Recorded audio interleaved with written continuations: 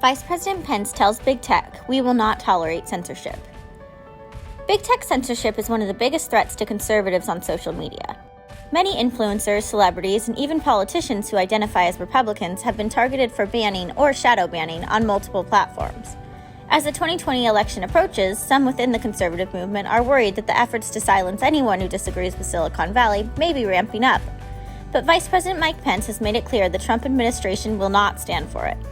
Pence told Breitbart News over the weekend that the Trump administration is not going to tolerate any big tech companies who try to silence conservatives. He said that when it comes to Google, Facebook, Twitter, and other major internet platforms, President Donald Trump has made it very clear that this censorship of Republican views is unacceptable.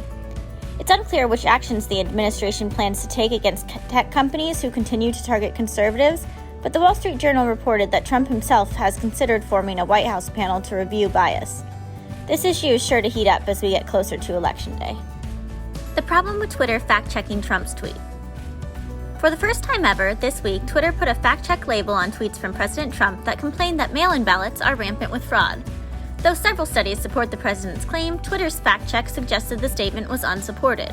One big problem: Twitter did not disclose in its so-called fact-check of the tweet that it is partners with groups financed by leftist donors who are currently pushing mail-in ballot initiatives.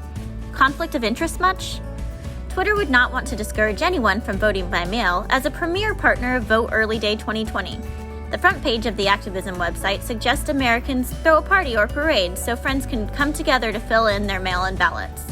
Sure, there's no way that could get out of hand. While Twitter fact-checks the president to promote their own agenda, conservatives are left wondering, who will fact-check the fact-checkers? Breaking: while Pelosi refuses to work, new unemployment report shows nearly a quarter of Americans now unemployed.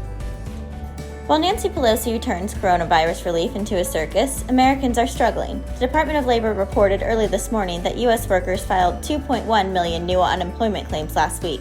That raises the total number of claims to almost 41 million, which is about a quarter of the American workforce. It's time for Congress to get back to work now to defend the American worker and recover this economy, so we can all get back to work.